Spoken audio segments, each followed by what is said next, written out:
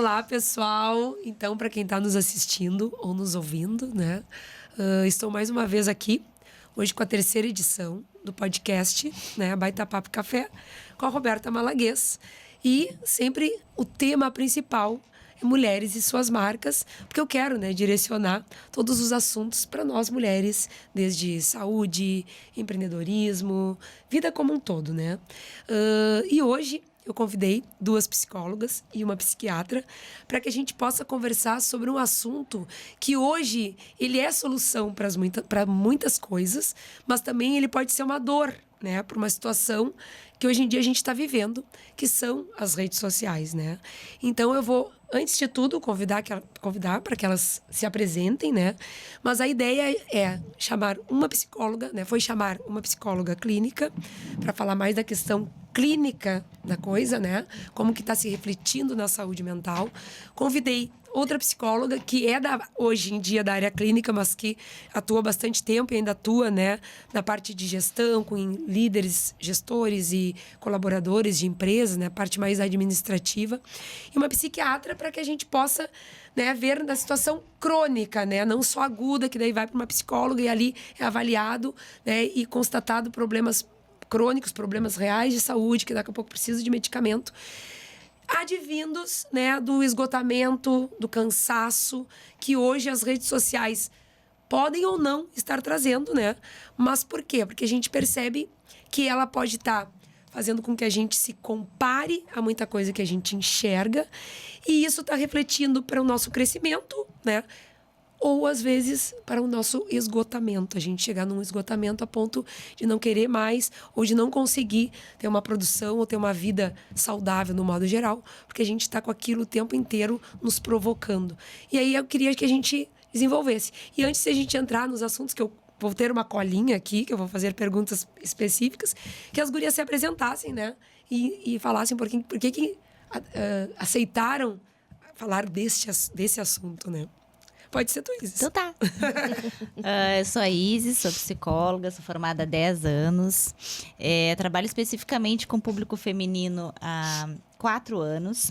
E essa descoberta, assim, dessa dor feminina, ela veio muito por mim, por ser uma coisa que eu trabalhei muito em mim e entendendo também o quanto a gente, enquanto mulher, a gente tem dores e fragilidades muito mais profundas do que aquela que a gente vai vendo durante o curso de psicologia, propriamente dito, né?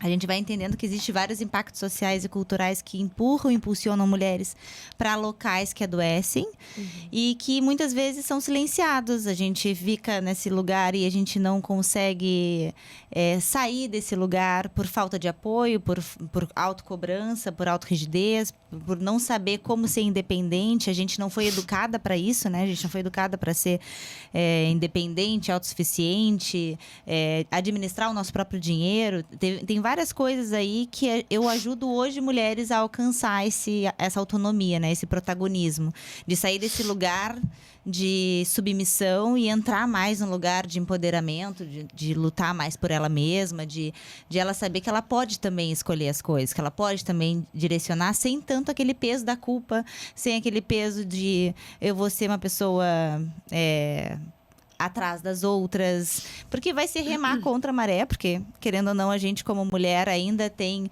uma divisão muito grande de querer fazer tudo. Eu acho que é isso que traz o teu podcast, né? Porque a gente quer atingir esses lugares. Hoje eu vejo que mulheres estão mais no campo de trabalho, nas universidades. Eu acho que se bobear a gente vai dominar muita coisa. Políticas, a gente está ocupando lugares bem importantes, né? E quanto mais a gente chegar nesse lugar sem culpa, melhora para nós. E entender por que a gente não ocupa e o que faz a gente não ocupar esses lugares é importante pra gente. Eu digo que a terapia, quando eu faço o atendimento com meus pacientes, eu nunca uso só a terapia, eu uso que o conhecimento ele também é importante. Então eu sempre trabalho com livros em conjunto para que elas também entendam ali o que faz elas ficarem naqueles lugares, né? Hoje, por exemplo, a indústria da beleza é que mais ganha dinheiro hoje no mercado de trabalho. né? Então, quanto mais a gente gasta dinheiro com beleza, menos a gente deixa de ocupar lugares importantes na política, socialmente, na empresa, né? De administrar nosso dinheiro. Então, tem várias coisas que eu começo a ajudar essas mulheres a direcionar.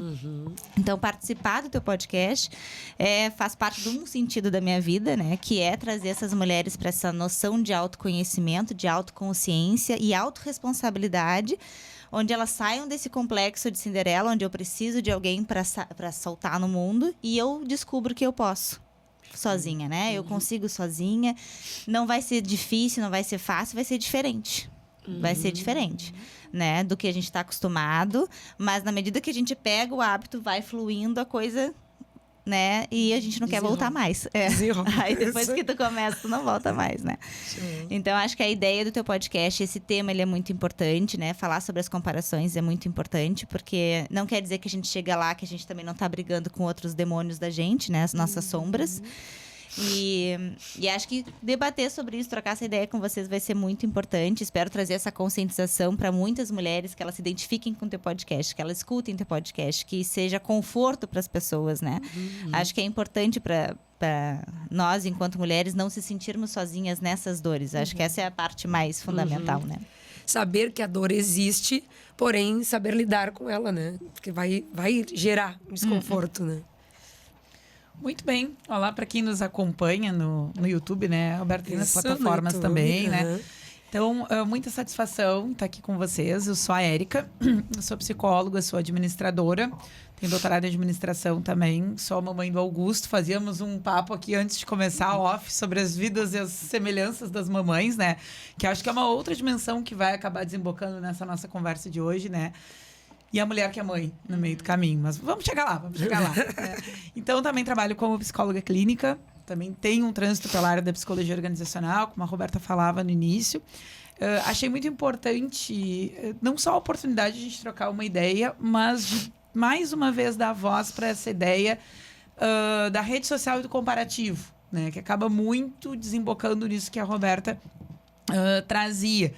Acho que é uma realidade, não dá mais para negar. A gente hoje vive convivendo com a rede social, e isso também alimenta problemáticas sociais, ao mesmo tempo que traz outras possibilidades positivas e tudo mais, mas tem muita discussão sobre isso no que vai impactar a saúde mental. Então, só por isso, já acho ótimo, assim, a tua iniciativa, Roberta, em a gente estar fazendo essa fala e a gente fazer essa troca entre mulheres, e principalmente para mulheres sempre é oportuno. Acho que a gente sempre precisa lembrar de algumas coisas quando não entrar em contato pela primeira vez com algumas coisas. Então, obrigado pelo convite, obrigado aos colegas aqui, a gente está fazendo essa troca. Gurias, eu sou a Dayana, eu sou médica psiquiatra, sou formada há 12 anos, dou aula na Católica. E eu fiquei muito honrada com o convite, assim, porque eu acredito muito na multidisciplinariedade, né? Acho que isso é uma coisa fundamental em termos de saúde mental, né? A gente precisa... A minha área, ela é uma área ainda que tem muitos mitos relacionados, né? Os pacientes têm muita dificuldade, muitas vezes, em chegar. Acho que a gente já vive um mundo, né? Em que fazer terapia, em que tomar medicação já caiu muito, né? O mito em relação a isso, mas a gente ainda vê muito.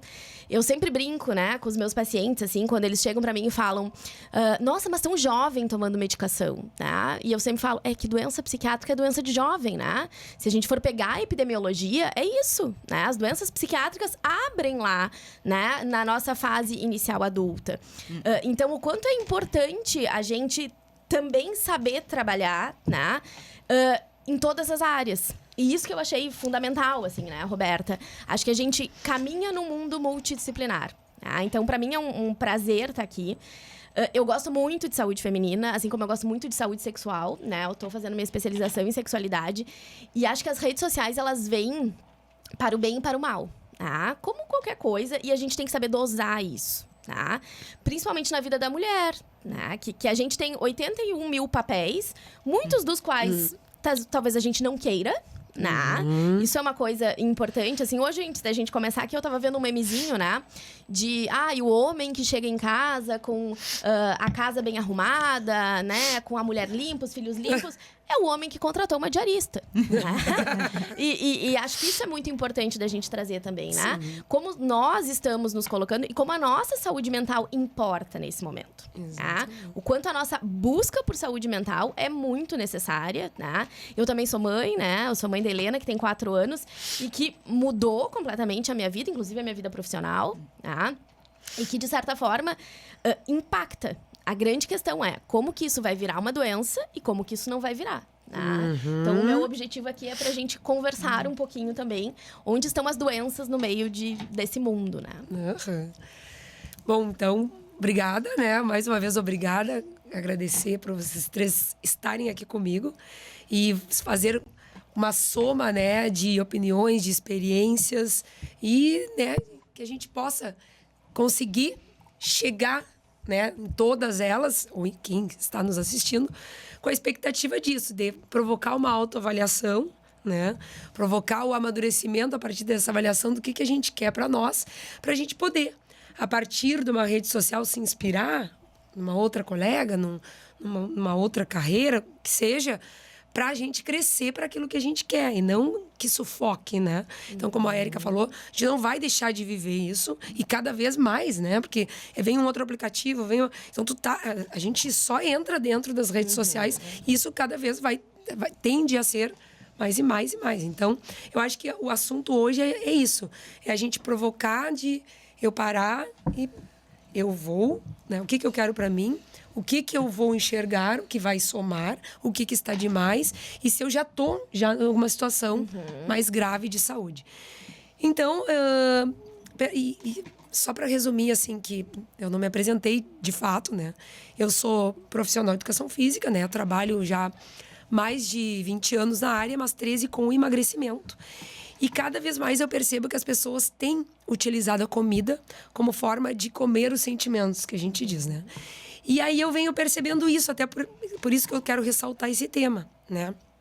Pela busca incessante do crescimento profissional, pela busca incessante de eu me colocar, né, num lugar. E é aquilo que tu falou, eu achei legal, assim, de tipo... eu não me culpar, né, em momento nenhum. Mas, tipo, eu quero crescer de uma maneira saudável. Então, só que o que eu percebo? Que daqui a pouco as pessoas estão nesse esgotamento e refletindo numa má alimentação, num cansaço, que nem eu falei antes, que tu quer chegar em casa, às vezes tu não quer fazer mais nada. Tu não quer preparar uma salada, tu não quer preparar um omelete, tu não quer botar uma roupa de treino e ir. Tu tá esgotada a ponto de chegar e não, agora eu quero ir pra minha casa, né? E às vezes quando vê tu tem filhos, será que tu consegue brincar com o teu filho? Né? Tu tem um esposo, tem um marido, será que tu consegue ter uma vida sexual ou uma vida social com as amigas? Quando vê tu tá num momento que se tu consegue usar pro teu bem, tu vai conseguir equilibrar, e se tu não conseguir, tu procurar ajuda para equilibrar isso. Mas será que as pessoas estão conseguindo fazer esse equilíbrio? E aí, o que eu percebo que chega para mim? Chego num esgotamento, chego num grau de obesidade, ou alguma doença associada, não só metabólica, mas principalmente mental, ansiedade, depressão, síndrome de burnout, porque estão esgotadas e não estão conseguindo fazer esse equilíbrio. Então, acho que eu vou fazer uma colinha aqui das perguntas, tá? E direcionar. Mas eu acho que uma primeira pergunta é cabível, assim, na parte clínica, né? Tipo, Isis, até daqui a pouco, se tu quiseres complementar a nível, né, mais profundo da área mental, quais são os principais impactos psicológicos que tu observa nas pessoas que se comparam constantemente com outras, né? Seja por saúde, seja por estética, ou seja no lado empreendedor, profissional, com as redes sociais. Eu estou enxergando alguém que eu quero... profissional, meu corpo, a vida perfeita, a mãe perfeita. Como é que tu acha que isso está impactando de fato na vida psicológica ou não está impactando? Bom, com certeza está, né? Mas vamos lá, gente. Tem alguns dados que eu acho que é importante a gente trazer. Que primeiro que o Brasil é o país mais ansioso do mundo. Né? Então isso é uma das coisas que a gente tem que levar em consideração. Outro sentimento muito importante para a gente é que a gente tem uma necessidade de pertencer. A gente precisa se sentir parte de algo. E o problema quando a gente não se sente parte de algo é que a gente aumenta sentimentos de abandono e rejeição. E a gente precisa se sentir parte de alguma coisa. Então, isso não é da nossa atualidade ali na rede social, isso vem da infância. Então, tipo assim, tá todo mundo com tênis da Nike. Aí eu não tenho tênis da Nike, aí eu vou ser excluído se eu não tiver o tênis da Nike. Eu vou chegar com a minha mãe e vou dizer, mãe, tu me dá o tênis da Nike? Minha mãe vai dizer, meu filho não tem dinheiro. A criança não vai entender que a mãe não tem dinheiro porque, sei lá, alguma coisa aconteceu. A criança, ela vai entender que ela não vai pertencer àquele grupo, que ela vai ser excluída. E para eu pertencer, eu preciso ter essas coisas. E isso, inclusive, não quero fugir muito, mas inclusive faz com que a gente hipercompense depois na vida adulta, essa falta, né? Faz com que a gente invente, depois que tem dinheiro, de querer nutrir todas essas necessidades dessa criança que não foi atendida lá atrás, né? Então a gente acaba tendo uma mentalidade de consumo também muito maior. E quando a gente fala desse sentimento de pertencimento, hoje quando a gente entra nas redes sociais, por exemplo, dependendo daquilo que tu segue, eu lembro que quando eu comecei a trabalhar com as redes sociais, a primeira coisa que eu fiz foi parar de seguir várias pessoas, que eu tinha medo do julgamento, que eu achei que iam falar alguma coisa, que eu achei que ia vir de indireta, porque na época que eu comecei a falar nas redes sociais, ninguém falava. Então não era uma coisa que todo mundo estava super falando, todo mundo falava mal de quem falava, né? Sim. Então era uma coisa que eu pensei assim, para minha saúde, eu vou parar de seguir essas pessoas. E aí eu parei de seguir um número considerável para eu não ficar vendo que o que os olhos não veem, o coração não sente, pronto, resolvi o meu problema, né? De forma meio torta, né? Mas enfim, resolvi o meu problema. E hoje, quando a gente pega ali as redes sociais, na sua grande maioria das vezes, o Twitter, Facebook... Eu não tenho Twitter, nunca tive Twitter, mas eu sei que tem muita gente que usa o Twitter, agora não, porque O X saiu. né? Mas muita gente vai lá e segue gente que faz... Eu lembro, tem uma época, não sei se vocês se lembram, que agora não é mais essa fase, mas tinha o Milagre da Manhã, que todo mundo lia o livro e achava que ia ser feliz da E vida. acordava 5 da manhã. E o problema era só o relógio. Exato. Que, se eu acordar 5 horas da manhã, tomar meu café Minha com vida vai ser calma... perfeita. Aí é um milagre, né? Vai acontecer um milagre. Eu vou ser muito mais feliz. A felicidade vai estar ali. E aí, várias pessoas que não conseguiam aderir a essa mesma coisa, começaram a se questionar e achar que o problema era com elas. E isso é uma parte infantil nossa também. Né? Na terapia do esquema, a gente entende muito que a nossa criança, ela vai habitar na gente em várias fases do nosso adulto saudável que vai estar ausente. E aí essa criança vai aparecer, essa criança vulnerável, zangada, impulsiva, enfim, né? Que a gente usa os termos. E normalmente a gente vai tentar suprir essa criança. E quando a gente fala das redes sociais e tu vai olhar ali que a fulana tá ganhando dinheiro, que a fulana tá fazendo um vídeo X e tá super bombando no Instagram dela, e aí tu olha pra tua clínica e a tua clínica não tá fluindo, aí tu acha que tu tem que falar, mas tu tem o que pega, né? O medo da rejeição, medo do abandono, medo que as pessoas vão falar mal de ti. E a gente não quer. E tem uma coisa que ninguém quer: ser mal visto, mal falado e mal interpretado. Exatamente. Todo mundo quer tentar ser bom o tempo inteiro. Ninguém quer ser vilão de nada. E a verdade é que a gente não vai poder fugir disso porque a gente não vai agradar todo mundo. Exatamente. E a mulher, por si só, já tem uma questão muito importante de ser a boazinha, né? Ela quer ser sempre a boazinha. Ela quer ser sempre a que vai agradar, a que vai conseguir suprir todos os espaços, a que vai ser a melhor mãe, a melhor funcionária. Ela vai conseguir... Enfim, ela tem uma autocobrança, mesmo que o problema é que daí ela não atinge esse lugar, aí vem a autocobrança, a autopunição, né, a desregulagem emocional, e aí começa um início de um adoecimento, né? Exatamente. Porque o adoecimento, eu digo que a doença está aqui, a gente está aqui, algo faz a gente chegar nesse estado mais crônico. Mas a gente tem que entender o que te fez chegar lá. E normalmente tem uma bagagem emocional que vem por trás de pai, de mãe, né, de uma cobrança, de querer ser o suficiente. E a gente tem muito medo de não ser o suficiente. E a gente quer pertencer, a gente quer ser o suficiente, aí a gente faz o que a gente acha que está dando certo, mas não é o suficiente. E aí vem várias Alguém que cobranças. fez, e aí tu compara, pá. Tu tá sempre nessa briga. E não necessariamente é o que os outros estão vendo sobre ti. Tem gente que te vê e pensa assim, que mulher foda, olha só como ela consegue fazer as coisas, olha como ela dá conta. A gente tá se matando por dentro, né? Só que o que tu tá postando é outra coisa. Tu não tá postando ali a tua dor, tu não tá postando ali o teu dia a dia, tu não tá postando ali, tipo assim, a correria de manhã, de chegar sempre atrasada, de acordar cansada, de ter dormido 2 da manhã porque a criança chorou e aí tu teve que cuidar da criança, mas no outro dia tu tem que estar sorrindo. Não, até tem um meme que eu vi, não é nem meme, isso é real, né? De uma cirurgia plástica, de uma harmonização facial nova, que a pessoa fica rindo, né? Aí ela ajeita o sorriso e aí ela fica rindo, como se Tá ela... bom pra interagir nos ambientes de trabalho, principalmente, né? Parece um coringa, né? Às vezes precisamos. Mas tem gente que tá Não vai ser fazendo. natural. Porque daí tu vai estar sempre agradável. Tu vai estar sempre feliz. Porque o importante é tu estar de bom humor sempre. Isso não existe, isso é incalculável, entendeu? E a gente fica tentando fugir dessas emoções desagradáveis. É isso. E isso faz com que a gente também entre em modos cognitivos, que a gente chama de protetor desligado, por exemplo, que é tu desligar daquele afeto e tu dar continuidade no teu dia e tu só vai perceber quando tu já estiver num estado muito avançado. E aí vem o burnout, aí vem uma ansiedade, uma depressão, um transtorno de pânico, uma fobia social, né? Aí às vezes pode vir uma bipolaridade, porque vai desencadear de depressões e ansiedades não tratadas, pode transformar um TOC, um transtorno obsessivo compulsivo, então tu vai ficar muito, né, querendo controlar tudo, obcecada por tudo. E um dos problemas graves, como um todo da gente, né, eu não vou nem dizer homem e mulher, mas acho que a gente como mulher, por querer dar conta de tudo, tem uma necessidade de controlar tudo também. E às vezes a gente quer controlar o que não está no nosso controle. Então a gente pode fazer tudo pelos outros, que eu digo para minhas pacientes, menos a parte delas, né? Tu pode fazer qualquer coisa, mas a parte dos outros não pode fazer, porque daí tu tá pegando uma bagagem que não é tua, sobrecarregando a ti mesma e tu não vai chegar num lugar nenhum, a não ser no adoecimento. Sim. Porque o controle, ele é um sabotador, né? É um hipercompensador, é um funcionamento que nós temos, né? Que é muito difícil, eu acho que alguém não tem, eu tenho, imagino que vocês tenham, né? Esse é um que eu lido constantemente, inclusive, porque eu trabalho, eu faço tudo sozinha, basicamente, né? Não sou mãe solo, porque o pai do Bento é muito participativo na criação do Bento, enfim. Porém, quando eu tô com o Bento, é aquilo ali, eu preciso que as coisas estejam... Eu tenho um padrão muito rígido de comportamento, então eu preciso que as coisas estejam adequadas, que a gente chegue, ele faça o tema, que ele tem que fazer a janta, e aí tem que fazer não sei o quê, e aí ele tem que tomar banho, ele tem que dormir tal hora para acordar tal hora, porque ele tem tênis, porque não sei o quê. E eu ainda queria ter que fazer a minha atividade física, ainda queria ter que fazer a dieta, eu queria organizar a marmita, eu queria ter que organizar os atendimentos, eu tenho que fazer a agenda, mas também tem que gravar o vídeo. E isso fica na nossa cabeça. Óbvio. Né? Constantemente.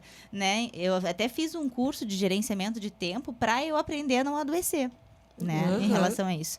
E aí a gente começa... E isso é uma das primeiras técnicas que eu atuo ali com os pacientes, é o gerenciamento de tempo. Porque se tu não aprender a gerenciar o teu tempo, tu adoece. Né? E outra coisa também, né, isso que a gente falava no início, e eu montei um grupo de emagrecimento agora, e eu falei para as meninas, né, todas as coisas que a gente tem que tentar ter de modo natural, não é? Aí eu preciso dormir 8 horas, senão tu também começa, tipo, meu Deus, eu não dormi 8 horas, começa te pressionar, te cobrar. Só que o também fazer nada, né, e às vezes por essa pressão, quando vê tu não consegue ficar ali, agora não vou fazer nada, né? Porque tu te cobra também. Como assim que eu tô aqui sem fazer nada? Né? Então, isso aí tá muito cansativo, né? E isso aí é uma autocobrança muito forte da mulher. Porque ela tem que ser mãe, ela tem que dar conta do corpo, da pele, da comida, do serviço, do curso, de ler. E ainda, como assim que eu tenho aquele momento que eu não vou fazer nada? Né? Não dá. Tu estranha. Tem que fazer nada, porque tu tá acostumada a fazer tudo. Exatamente. Né? E aí, se a gente também for pegar essa função das redes sociais, né? Eu acho que tem um livro, acho que vocês já devem ter visto, ou se não, né? Que é a Nação Dopamina. Né? E ele fala bastante hoje. Eu tenho TDAH, né? Descobri ano passado. Não sei como, só ano passado, mas enfim.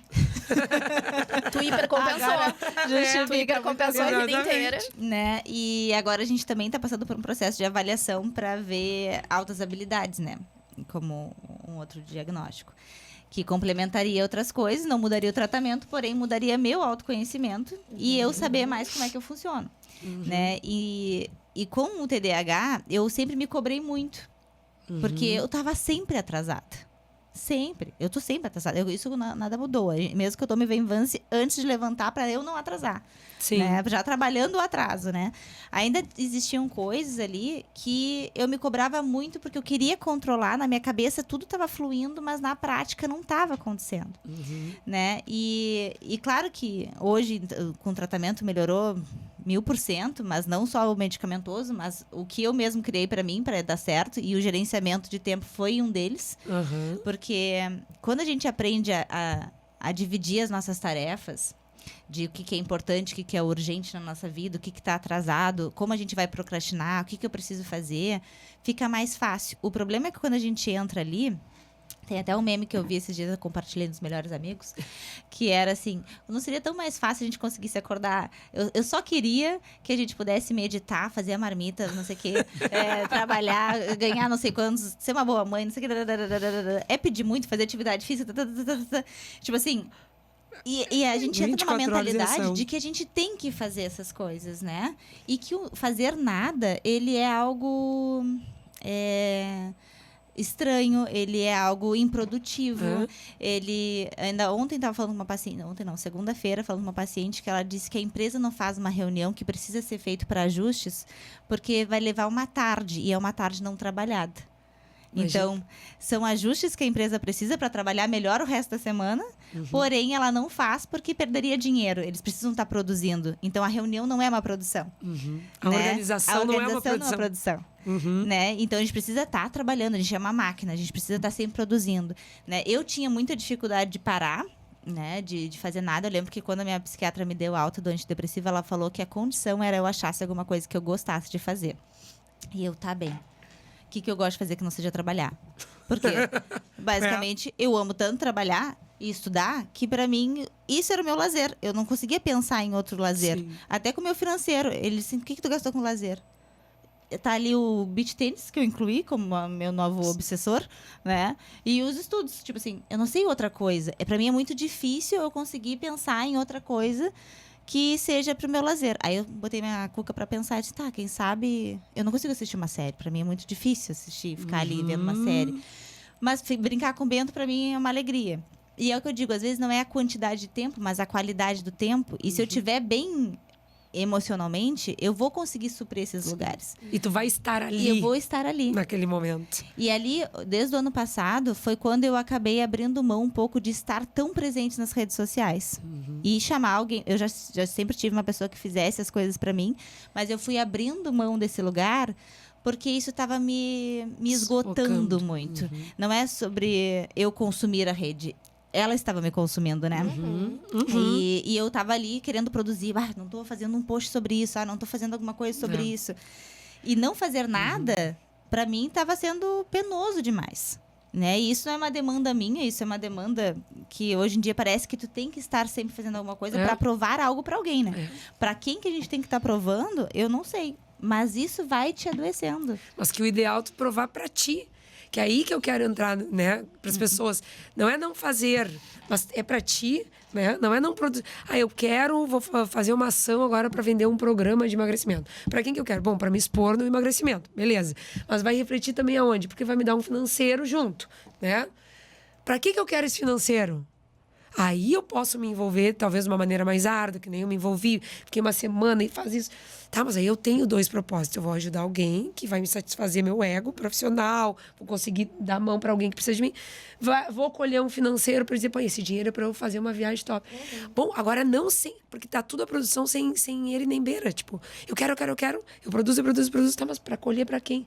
Porque aquela academia tá cheia. Tá, então não é para ti que tu quer produzir. É porque tu quer te comparar a uma academia que tá cheia. Então, se eu preciso de 10 e 10 tá satisfeito para mim, deu produzir ali pros 10 e acabou. Não é. Aí tu fica produzindo para 20, para 30. É não isso que eu acho que tá ardido. É eu preciso. A gente parou de olhar para o que eu quero. Né? A gente começou a fazer o que eu preciso. Né? Eu ainda não sou uma profissional de redes sociais. Né? Eu não sou porque é isso. Eu fico me perguntando, né? Tá, eu vou lá para as redes sociais, isso vai me dar um retorno e eu vou fazer o quê com esse retorno? Se neste momento o meu consultório não cabe uma agulha, eu dou aula na universidade, eu tenho uma filha pequena e eu ainda, né, muitas vezes saio daqui às 8 da noite, né? Coisa que eu não quero. Tá?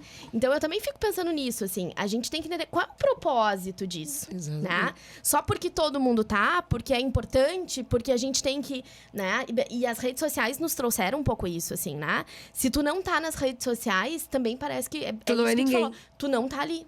A gente, quando alguém nos fala assim, não, mas eu não tenho Instagram, a gente fala, mas tu não tem Instagram, tá?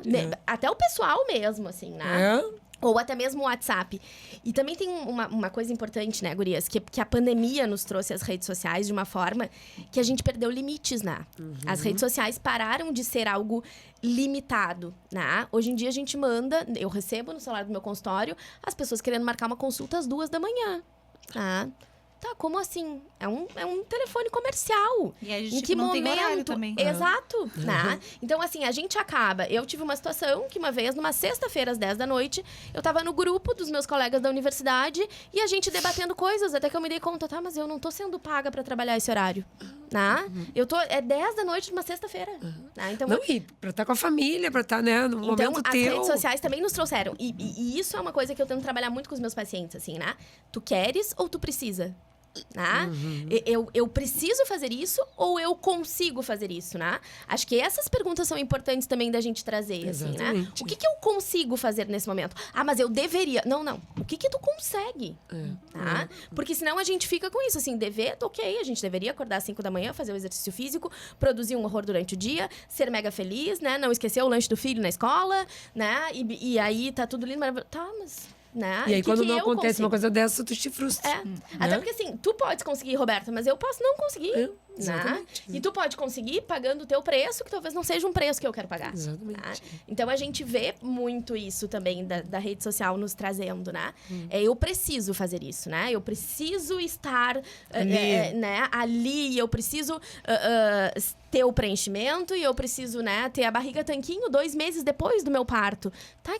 Que vida, né? Porque a fulana mostrou, e às vezes a fulana não, né? E a fulana não tem a vida que eu tenho e nem os propósitos de vida que eu tenho, né? Então, exatamente. Eu me lembro que eu segui a Ivete... Eu ainda sigo a Ivete Sangalo, né? E a Ivete Sangalo é uma mulher que mulher que não admira a Ivete Sangalo, né? Porque ela é aquilo, assim, né? Quando eu crescer, eu gostaria de ser muito ela, assim, né? E eu me lembro que eu via de manhã os stories dela e ela sempre na academia, né? Assim, 2, 3, 4 horas na academia. Eu pensava, meu Deus do céu, né? E olha só, que horror, entendeu? Eu não consigo nenhuma por dia, né? O que eu tô fazendo na minha vida? Eu pensava assim, mas eu não subo em cima de um trio elétrico pra cantar 5 horas direto. Sim. Tá? Essa não é a minha vida. Físico. Eu não preciso do meu corpo pra trabalhar, né? Eu não preciso da minha voz mega. Então, assim, sim, eu não tenho tempo, eu não tenho dinheiro, né? Sim. E eu não tenho a disposição necessária pra isso. Ficar 5 horas. Exatamente. Então, o quanto a gente também tá sempre se comparando com o incomparável, né? Porque eu não me comparo com a amiga lá que tá remando no consultório, que faltou a grana pra pagar o final do mês, ou...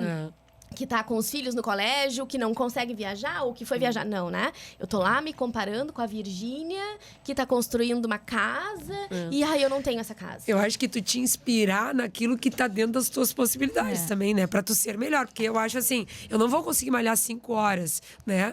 Mas eu preciso malhar uma, porque uma vai me dar condição. Que é real, né? É o que é real, porque eu vou conseguir malhar, vou conseguir estar bem com a minha cabeça, com o meu corpo, né?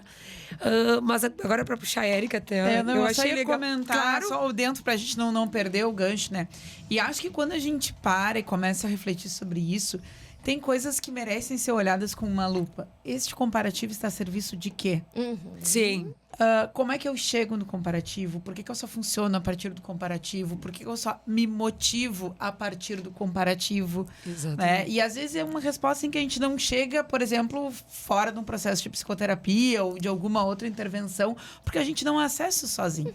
A gente entra num automático baseado por um comparativo que muitas vezes vem de uma forma para resolver um problema, tipo, eu não sei o que é comer bem. O que eu vou fazer? Eu vou jogar no Google o que é comer bem? Eu vou olhar no Instagram o que é comer bem, né? Ou então, tipo, eu sei lá, eu preciso perder peso. Eu vou olhar, uma pessoa que trabalha com isso, eu vou olhar...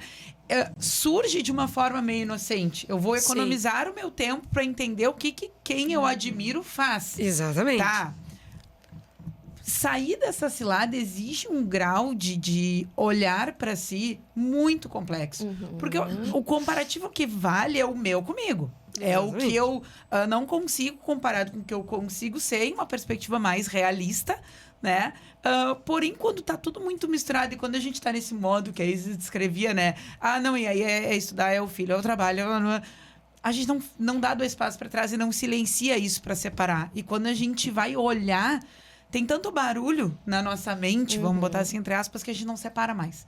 E aí tem um comparativo que tá nos prejudicando, nos boicotando, nos derrubando, porque ele tá mal calibrado. Porque ele saiu do lugar onde ele poderia ser efetivamente uma contribuição, vamos falar desse jeito, e se tornou uma coisa super sabotadora irreal. E dentre outras coisas, né? E real de tu chegar, porque tu, né? Tu tá olhando, te inspirando em quem? Aquela pessoa, a Ivete Sangalo, que, né? E aí, puxando um gancho, assim, que eu achei muito legal que ela falou da produção, assim, né? Porque eu, por muito tempo, também, não deixar de ter reunião. Eu sempre abordei minha empresa, que a interdisciplinariedade é importante tanto pra gente conversar sobre assuntos pertinentes a todos, como também, tipo, o que a gente espera, cada um da sua carreira aqui dentro e nós como um todo. Mas sempre, assim, a gente... Que horas que vai fazer? Porque parece sempre que fica em segundo plano. Primeiro a gente produz aqui, estando aqui, né? Para depois, que horas que a gente vai encaixar essa reunião para melhorar isso? Então, por muito tempo, né? Eu levei isso. E talvez, assim, me tornou uma pessoa que... Né, talvez uma líder que eu quisesse ter sido melhor numa certa época. Só que tu não... Isso aí, tu não sabe onde é que tu tá olhando. Como é que eu vou ser uma boa líder? Né? Quem é que vai me ajudar a ser uma boa líder? Né? Como é que eu vou organizar isso dentro da minha empresa, entre produzir e organizar a produção? Né? E às vezes tu acaba cobrando de um funcionário, de um parceiro, de coisa, porque tu não tá ligada nesse aí. Não sair dessa bolha, né? Daquilo automático. E aí eu achei legal até para já puxar essa questão que a Isis falou, tipo, de não organizar e produzir adequadamente. Vamos organizar e produzir. Tá sempre no robótico da produção. E eu acho que isso, tu te compara com outras empresas que tu tá vendo, com outros líderes que tu tá vendo, com outros colegas, né? Então, acho que cabe até a tu que trabalhou muito tempo e também tem essa questão, né, da tua carreira acadêmica aí, de ser na administração. O que tu acha, assim, você percebe que a pressão social e a comparação nas redes sociais afetam a produtividade e o bem-estar emocional no ambiente de trabalho? Como isso se manifesta? E não só dos colaboradores, eu acho que dos gestores, dos líderes, né? E o que tu acha? Conseguiu? Né? Sim. Tá. Eu acho que a gente tem muitos grupos adoecidos. A gente tem muitos ambientes adoecidos por coisas que também passam por isso. Mas antes eu queria voltar 2 casas para a gente refletir sobre uma coisa, assim. Trabalho é elemento de identidade, né? Quando a gente está falando de produtividade, a gente está falando, não raro, de trabalho. A gente poderia discutir várias formas de ser produtivo aqui que vão muito além de como é que eu pago as minhas contas, o que eu faço para pagar as minhas contas. Por exemplo, hoje mais cedo, né, antes de vir, eu estava comentando com uma amiga minha, depois te respondo, hoje eu vou lá no podcast da Roberta Malaguesa, não sei o quê. A Roberta é academia? E eu disse, tu conhece ela e coisa e tal, por quê? Identidade? É a Roberta da academia. Sim. Se a academia da Roberta, né, que é um centro de emagrecimento, hoje tem mas enfim, se a academia da Roberta é boa, a Roberta também é boa. E em trabalhos como os nossos, todos aqui na mesa, que levam os nossos nomes, isso está muito, muito, muito amarrado. Isso fica uma referência muito... E se de forma geral, pelo tanto... Se a gente parar para pensar, na vida adulta, o nosso tempo útil, ele está predominantemente vinculado com o trabalho. Não, nosso tempo de melhor, vamos botar bem entre aspas, produtividade, a nossa melhor hora do dia, ela está entregue para o trabalho, independente da nossa carga horária de trabalho. Então, quando a gente está falando de trabalho, a gente está falando de identidade. E se a gente está falando de buscar referências num comparativo, num externo, de novo a gente cai numa outra oportunidade de cilada, né? Bom, o que é... Como é que é ser producente aqui, né? E acho que... vou ser repetitiva para falar a mesma coisa por um outro prisma. Eu acho que empresas que não têm muito claro... Ambientes de trabalho, que não precisam ser só empresas. Gente, em trabalho voluntário acontece isso, né? Onde as pessoas se orquestram de alguma forma para produzir coisas, seja de forma voluntária, remunerada, enfim. Esses ambientes de grupos, né, que vão estar trabalhando em algum grau. Se eles não têm definido coisas como... os próprios objetivos, os próprios valores daquele formato de trabalho, se a gente está falando de uma empresa, onde é que ela quer chegar, se essas coisas elas não estão mais pacificadas para que quando a coisa se perde, tu dê espaço e olha, bom, a gente trabalha para esta finalidade, às vezes para chegar nesta finalidade, ou precisa de mais gente, ou precisa de um horário flexível, ou precisa de uma capacitação, ou precisa que sei eu do que for, se perde essa referência. E a gente cai de novo em pessoas adoecidas em vários graus e de várias formas, né? Porque é muito fácil isso se perder. Porque é muito fácil um gestor não estar suficientemente preparado para comportar essas coisas.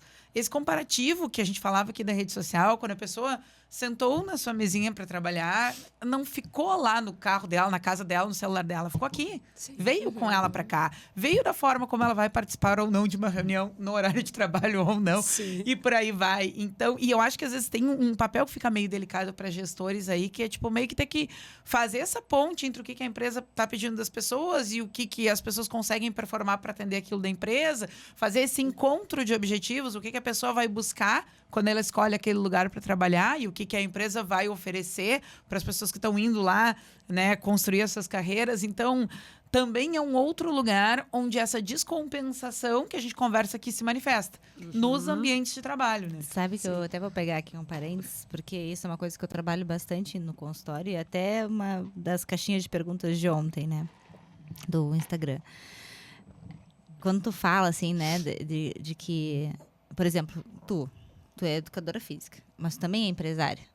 Tu também vai ter que gerenciar a tua empresa, né? Só que tu também quer dar aula, tu também gosta dos teus alunos, tu também gosta daquela interação. Então, na verdade, tu não quer perder nada. Tu não quer perder nenhum dos espaços. É difícil. E é a verdade, conciliação das duas frentes. E a gente quer fazer tudo porque a gente não quer perder nada.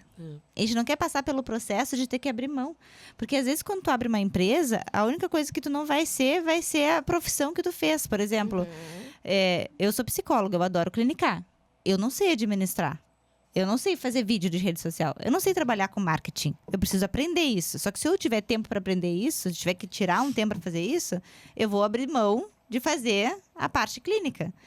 Então, ou eu vou delegar, que não é uma realidade de todo mundo, mas ou eu vou delegar essa função, ou eu vou ter que abrir mão dos meus atendimentos. E aí eu vou ter que substituir minha posição ali por outra posição para que eu não perca dinheiro, né?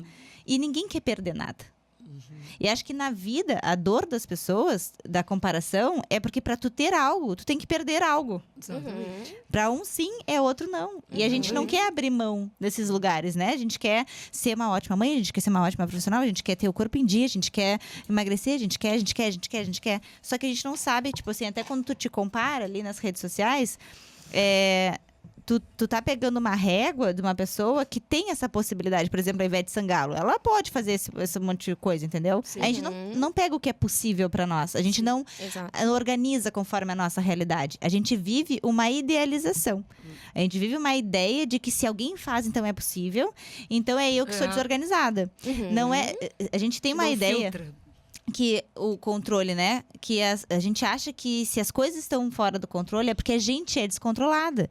E a verdade é que às vezes as coisas se desorganizam, né? E não tá o nosso controle. E aí tem uma música que eu gosto bastante, que é Recomece, né? E tem uma parte que diz: nem sempre engatar a ré significa voltar. Mas às vezes a gente precisa parar, olhar o cenário e entender: essa não é a minha realidade, o que é possível dentro da minha realidade. E, infelizmente, para alguns sims que eu preciso dizer alguns nãos. Inclusive, eu trabalho bastante, mas pro meu filho, eu trabalho muito mais do que eu trabalho, né?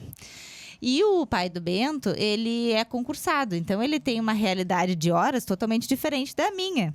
Então ele fica com o Bento, trabalha uma semana sim, uma semana não, e então ele tem tempo para ficar com o Bento 24 horas. E um dia o Bento falou assim para mim: de 7 dias na semana, tu fica 2 dias comigo e poucas horas dos outros dias. O meu pai fica mais. O que eu entendi? Meu Deus, eu sou uma mãe horrível. Vou largar tudo. Vou largar tudo. Vou trabalhar só um turno. E eu literalmente larguei. Eu falei assim pra ele: tá, o que seria o cenário ideal pra ti? Que eu fique de manhã em casa contigo, mas eu trabalho até tarde, ou que eu trabalhe de manhã e de tarde e eu vá te buscar na escola? Porque a mamãe não pode abrir mão dessas duas coisas. Eu posso te dar a opção. Ele então fica comigo de manhã e tu trabalha até tarde. Tudo bem.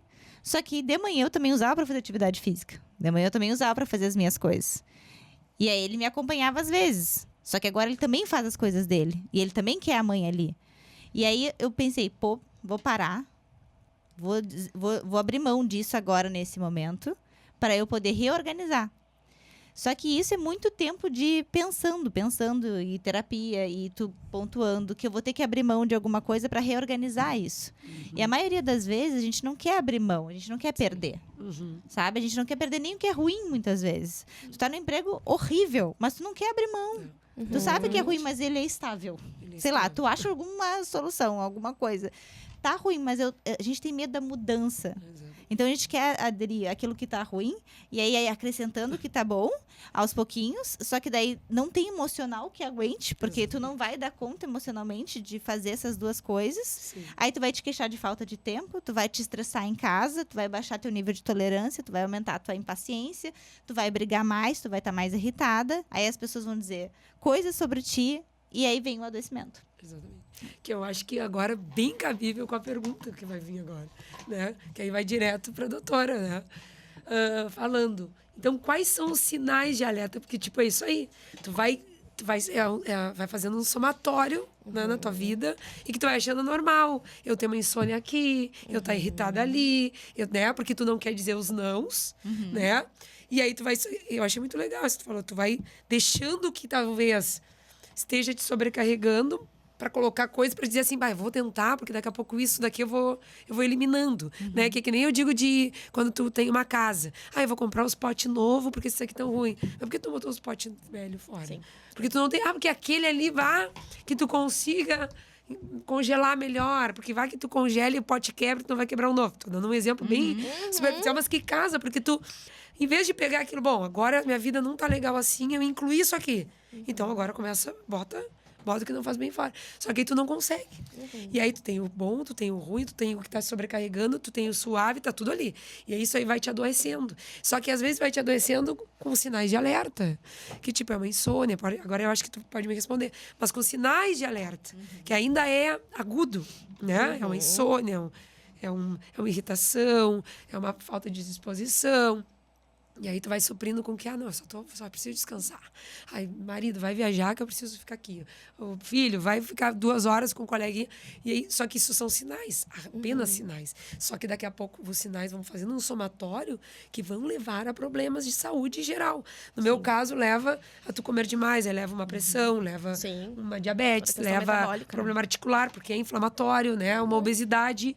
Mas também há problemas mentais mais severos, né? Que eu acho que tu pode estar falando. Tipo, quais são os sinais de alerta ou problemas reais de saúde mental que podem surgir devido a essa comparação social, essa comparação de vida que geram esse somatório, que tu vai te comparando, isso aqui não tá legal, mas eu vou deixando. O que tu...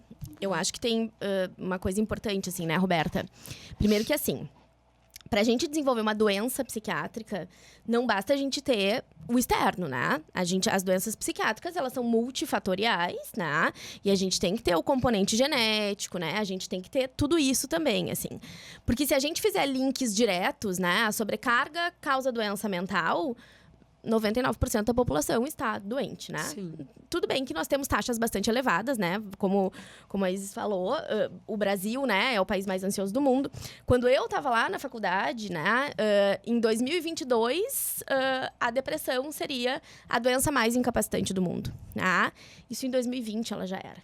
Então, a gente está falando, quando a gente fala de saúde mental, a gente fala de incapacidade de pessoas jovens. Isso é muito importante, que saem do mercado de trabalho por causa dessas doenças, né? E aí vem todas essas questões. Obesidade, síndromes metabólicas, né? Questões comportamentais. Existe uma pesquisa que mostra, tá? Que a gente utiliza cerca de 10 horas do nosso dia com o celular. Tá? Isso é muita coisa. Tá? Dessas 10 horas, em torno de 4,5 a 5 são com redes sociais. Tá?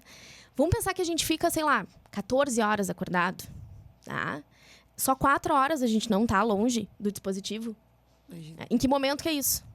Sei lá, quando a gente tá dirigindo, E olhe lá, E olhe porque lá. olha... E olhe lá. Eu sou dona, eu respondo toda a minha vida, né? Eu moro no Laranjal, então eu tenho um ótimo tempo, né?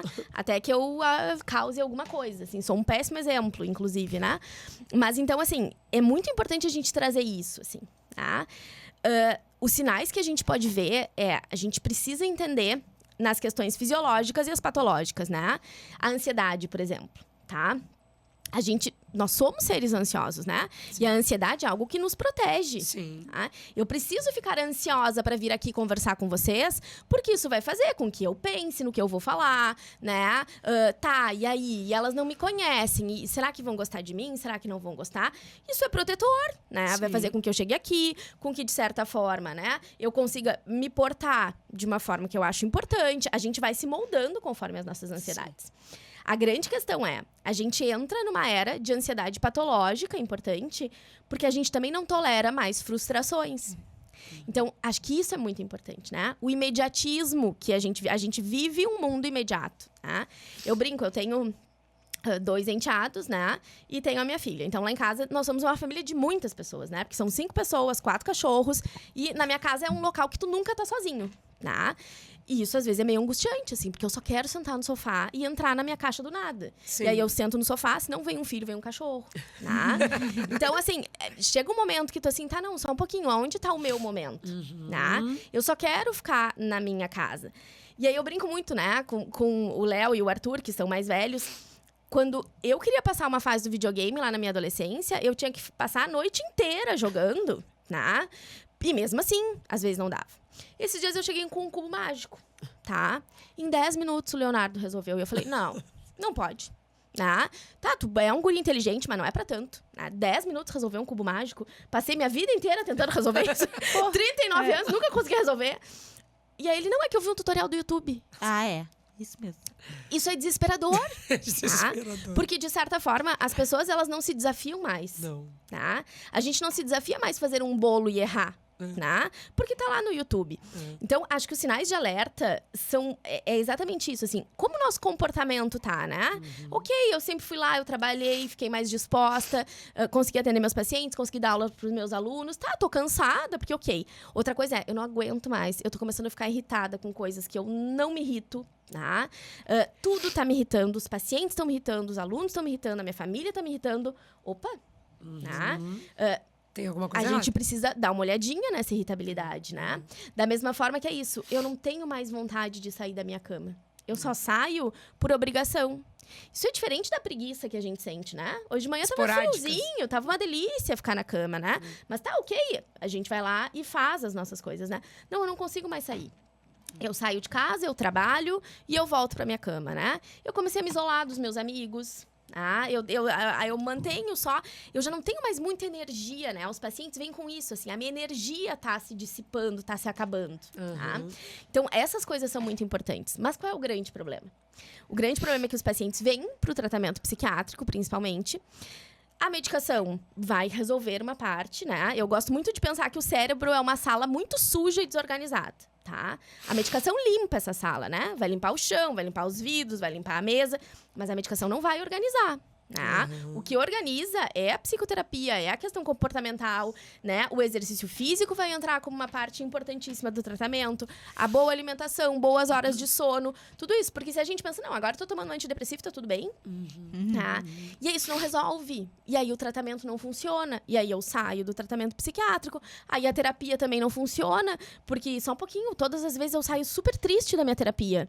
Porque talvez tu estejas acessando coisas difíceis, né? É isso, terapia é que nem academia. Se não dói, não tá funcionando, né? Vamos botar nesse local, pra né? ficar bem, vai pro spa, salão de beleza. Faz outros combinados aí pra... Exatamente. Esses dias eu passei... Mexer no que tu não quer. Exatamente. Então, acho que essas coisas são muito importantes da gente observar, né? A mudança comportamental é visível na doença mental. Tá? A gente precisa se dar conta disso. O paciente, eu sempre fui ansiosa. Tá, eu sempre fui ansiosa, mas eu sempre consegui me gerenciar, eu consegui fazer as minhas coisas, né? Não, agora eu sou tão ansiosa que eu simplesmente comecei a comer minha unha. E tu vê no corporal dos pacientes, né? Eu tenho uma paciente que ela tira todo o esmalte durante a sessão da terapia. Primeiro que me dá uma angústia, né? Porque a minha sala fica cheia de esmalte, né? E segundo que assim, tá, o que isso significa, né? tá ruim tá aqui. Tá ruim. Tá? Como é que a gente pode tornar esse ambiente melhor? Tá? A gente também vê muito isso. E eu acho que nem sei se essa palavra existe, tá? Mas a impressionalidade que a rede social nos traz, né? Sabe que agora, entre os estudantes de medicina, tá? Eu tenho contato, né? Eu dou aula pro 2º, pro 4º, pro 5º e pro 6º ano, tá? Então, eu tenho contato com eles desde o início até o final. E aí, tem uma estudante de medicina do Rio de Janeiro, que é uma blogueira, tá? Não vou me lembrar o nome dela agora, até o final eu lembro, tá? E que é uma guria que tava bombando nas redes, assim. Porque ela é empresária, tá? E ela entrou na UFRJ, né? E era assim, entendeu? Ela acorda às 4 da manhã pra nadar, e aí ela faz crossfit, e aí ela se alimenta super bem, e aí ela tem as empresas dela, e aí ela faz medicina, e aí ela não sei o quê. Tá, o que aconteceu? Ela desistiu da medicina, tá? Ah, mas ela fazia na UFRJ. Ela desistiu da medicina. Porque talvez ela não quisesse aquilo. Ah, talvez ela era só mais uma coisa para tentar se provar de, olha, como eu consigo fazer muita coisa. Ela já é empresária, ela tem os seguidores dela, ela faz as coisas dela. O porquê mais disso? Mas aí tu vê os estudantes, é isso, né? Eu preciso compartilhar minha rotina, eu preciso correr 10 km por dia, eu preciso me alimentar super bem, e tudo isso é muito necessário, tá? Mas é o que tu consegue fazer? Porque tu pode correr só 2 e tá valendo, né? Tu pode, né? Eu trato bastante pacientes com compulsão alimentar. E a gente vê isso, assim, né? Os transtornos alimentares é uma coisa que estão aparecendo cada vez mais. Não sei, né, se as gurias têm essa impressão, mas no meu consultório aparecem cada vez mais. Primeiro porque a gente também tem uma ditadura de corpos, que agora a gente já começa a se libertar um pouco mais, né? Mas que é isso, ou tu é assim, ou ninguém vai te querer, porque a gente também sofre este problema, né? A gente tem que estar dentro de uma caixa e seguir um script, né? Se eu não sigo aquele script, eu não consigo. A gente iniciou a questão com o papo de filhos, né? Há pouquíssimo tempo as mulheres podem olhar e falar assim, não quero ter filhos. Isso é uma escolha minha, eu não quero e é algo que não cabe na minha vida. Até porque lá na escola a gente aprendia, né? Tu nasce, cresce, se reproduz e morre. Né? Era uma fase do ciclo vital obrigatória. Né? Então, acho que todas essas coisas são importantes. Os sinais de adoecimento vêm com... Escuta aquele paciente. O que ele tá te dizendo? Esses dias uma paciente minha, ela mora no Rio de Janeiro, tá? E ela me procurou por um transtorno de ansiedade importante, assim. Uma síndrome do pânico, na realidade, assim. Ela começou a ter, né, episódios de pânico, configurou a síndrome do pânico, começou a evitar ir nos locais, né? Não queria ir em locais cheios. Tu mora no Rio de Janeiro, isso é quase improvável, né? Se em Pelotas, às vezes, a gente não consegue, imagina no Rio de Janeiro, né? E aí, mas estabilizou, tava super bem, tá? Uma guria que passou por um glaucoma no olho, tá? Super raro, assim. E agora ela tá num processo seletivo importante de um emprego que ela quer. E aí ela me procurou falando assim, não, eu vim pra essa consulta porque eu queria tirar a medicação. Tá bem. Fomos conversando. Não, porque eu acho que eu tô bem, que não sei o que, blá, blá, blá. Daqui a pouco ela me larga. Não, e aí eu até já marquei dermato, porque a minha dermatite seborreica tá super descompensada. Tá? Comecei a ter muita caspa, E aí eu fiquei olhando pra ela, né? Consulta online, assim, fiquei olhando pra ela. E ela assim, acho que não tá na hora de tirar minha medicação, né? Não tá. Tá? Essa é a grande questão, assim. O que o teu corpo tá te dizendo? Né? Porque o meu cabelo tá feio, porque a minha unha tá feia, porque... Tá, ok. Então, acho que tudo isso são sinais importantes da gente olhar. Porque o que a gente pensa, né? A gente ainda olha pouco pra saúde mental. A gente olha muito mais do que a gente já olhou, né? Mas a gente ainda olha pouco, né? A gente ainda pensa, se eu não tô dormindo bem, é porque eu tô muito cansada. Então, eu vou voltar a dormir. Tá. Mas como que é esse sono? Porque só dormir não significa que tu tenha um sono saudável, tá? Eu durmo 8 horas, mas eu acordo exausta todos os dias. Tá? Então vamos olhar para esse sono. Tá? Porque talvez não esteja bom. O dormir por si só não é um preditivo de saúde. Tá? A gente pode dormir bem, mas não necessariamente. Então, acho que esses sinais são muito importantes, né? A gente vê, o principal é isso, é mudança de comportamento, né? Mudanças de rotina. Eu não consigo mais fazer o que eu fazia antes. Tá, mas tu não consegue mais fazer porque tu não quer? Tá, se tu não quer, tá tudo bem. Né? Eu não quero mais trabalhar 10 horas por dia. Tá tudo certo. Né? Não, eu não consigo mais trabalhar 10 horas por dia porque o meu corpo não responde mais a isso. Tá, então tá. Então a gente precisa saturou, ver isso. né? Exatamente. E aquilo que a gente estava conversando no início, né? Paciente com burnout é um paciente muito difícil de tratar. Tá? Porque ele não consegue ver a questão empregatícia como um problema. Tá? Ele acha... Porque o que nos vendem também? Tu é fraco, né? É isso. Tu é fraco, que é o né? problema. Tu é fraco, tu não consegue, tu falhou. Porque essa semana eu recebi o pai de uma paciente com um transtorno de personalidade super grave. Tá? E aí a pergunta que ele me fez foi, mas eu não consigo entender... Como que uma pessoa, com tudo que ela tem, e como ela é, e super inteligente, como que ela tá assim, tá? Aí a minha primeira pergunta foi, se ela tivesse diabetes, tu ia te fazer a mesma pergunta? E aí ele se assustou e ele, não. Eu falei, é a mesma coisa. Tá? Doença psiquiátrica é uma doença como qualquer outra. Tá? Assim como a gente precisa de gatilhos para desenvolver a diabetes, a pressão alta, o problema cardíaco, a gente também precisa para doença psiquiátrica. É que a doença psiquiátrica não tem um exame, né? Não tem, olha só, agora eu te pedi esse exame e aqui tá escrito que tu tem depressão, então a gente vai ter que começar a tratar. E uma outra coisa... Ou se tem algum sintoma, é sinal de fraqueza. Exato. Não é de... tá alerta, né? A química do cérebro não tá funcionando. A pessoa depressiva é fraca. Né? É. Não, a pessoa E tem depressiva... uma outra coisa aí também importante, eu vou pegar teu gancho só pra gente não deixar passar, Ana, que é o seguinte, são condições que dependem de autorrelato. E a validação do autorrelato, tipo, tá fingindo. Falando do contexto, voltando pro contexto de trabalho, né? Mas seguindo, porque muitas vezes até dentro das próprias pessoas para quem tu precisa pedir algum recurso. Tá inventando porque não quer ir pra aula. Tá inventando porque tá cansado do trabalho. Nem é tudo isso. É ela que exagera porque ela é dramática. É uma outra problemática, né? Tu tá de braço quebrado, ninguém tem dúvida que tu não pode levantar uma caixa. Tu vai relatar, tu vai começar a referir pras pessoas que tu não faz tal coisa porque tu acha que é por causa de tal coisa. A gente entra numa outra nebulosa, né? Uma outra dimensão da questão dos contextos de quando a saúde mental fica comprometida, que muitas vezes não tem essa validação, porque também depende do autorrelato. Depende de algo que não é tangível, que não vai aparecer num exame ou numa situação, né? E aí vai, de fato, aparecer em comportamento. E aí a gente entra numa discussão que começou a aparecer muito esse ano, tá? Que é sobre o Setembro Amarelo. Tá? Começaram a mostrar pesquisas que os suicídios começaram a aumentar nos meses de setembro. Tá? Porque, de certa forma, o Setembro Amarelo também virou uma data comercial. Tá? As empresas... Eu achei esses dias um vídeo sensacional, assim, eu vi também várias coisas falando que não tá atingindo o propósito real da coisa. Exatamente. Um vídeo de uma pessoa chegando para um gestor, né? E falando, hoje eu tenho terapia, então eu vou sair mais cedo. Tá, não, mas é que se tu tem psicólogo, não é médico, né? Então o atestado não vai valer, né? Isso já é uma coisa que não existe, né? E aí, toda essa temática falando, no fim não liberou o funcionário. Daí depois, então, pessoal, hoje a gente vai fazer uma dinâmica sobre Setembro Amarelo. Como é importante cuidar da saúde mental, blá, blá, blá. É exatamente isso, né? A gente vê isso muito dentro dos contextos de trabalho, né? É muito difícil um paciente chegar pra gente e falar assim, não, eu acho que eu preciso me afastar do meu trabalho. Porque daí é isso, eu vou me afastar do meu trabalho...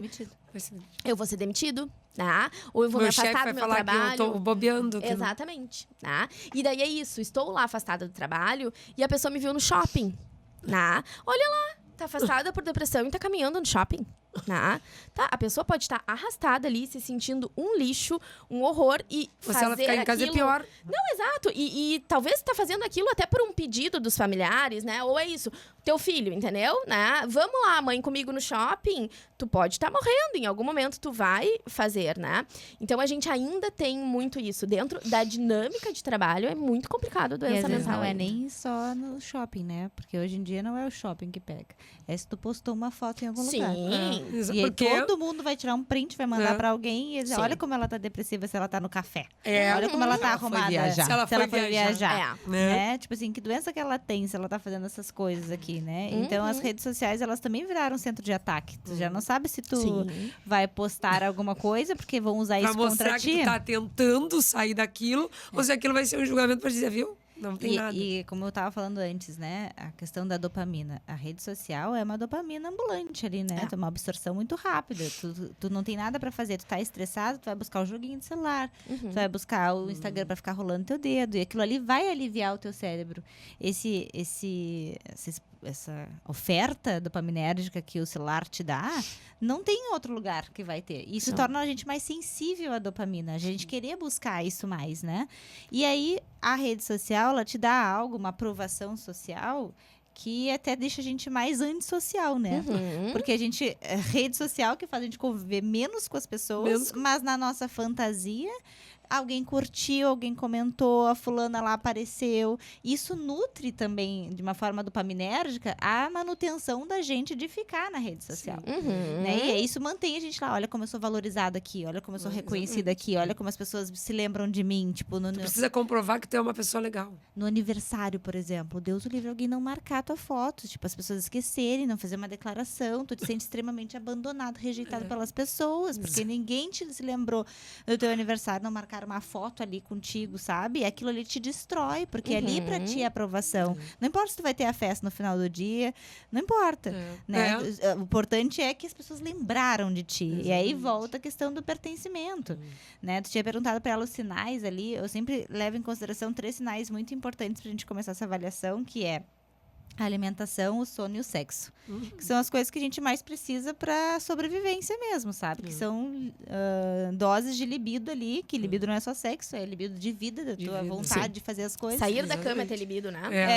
Então, tipo assim, como é que tá esses 3 níveis da tua vida, né? Tu tá dormindo, tu tá te alimentando com fast food, sabe? Tipo assim, tudo imediato, tu tá conseguindo te alimentar direito, tem nutrientes suficiente, tu tem vontade de ter relação sexual, tu tem libido para viver a tua vida, tu tem prazer. Se isso aqui tá ruim, vamos procurar terapia, vamos reorganizar, porque esse é o nosso instinto de sobrevivência já, que é o que tu precisa para sobreviver. Comer, dormir e reproduzir, digamos assim, né? E posso complementar ainda, né? Que agora eu acho que até tem uma parte aqui que eu botei para eu falar. E o exercício, né? Porque agora, retomando a questão do grupo que eu falei, né, gurias? Que eu trabalho em emagrecimento há muito tempo e eu chego sempre ao mesmo denominador. Ninguém está em obesidade porque não está sofrendo alguma coisa na vida, né? Porque tu vai canalizar, tu vai comer emoções positivas ou negativas. E agora a gente montou, e aí tudo que eu sempre também, paralelo aos programas oficiais, eu monto desafios, né? Pra dar aqueles start, assim, tipo, pô, não tô legal, vou girar. E depois tu tentar continuar como busca natural da tua vida, o exercício, a alimentação, enfim.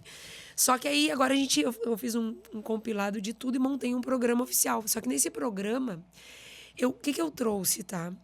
É a pessoa olhar para ela como um todo de fato e esquecer o peso. Porque todos os programas tinham aquilo. Tem que se pesar, tem que perder peso, né? Porque as pessoas esperam isso. Quando tu quer emagrecer, tu espera perder peso. E aí eu disse, tu vai ter a avaliação nutricional quinzenal para tu ver real resultado de composição corporal, que é gordura, que é massa muscular, que é, né? Só que eu não quero isso. Eu quero que a gente comece a avaliar um todo.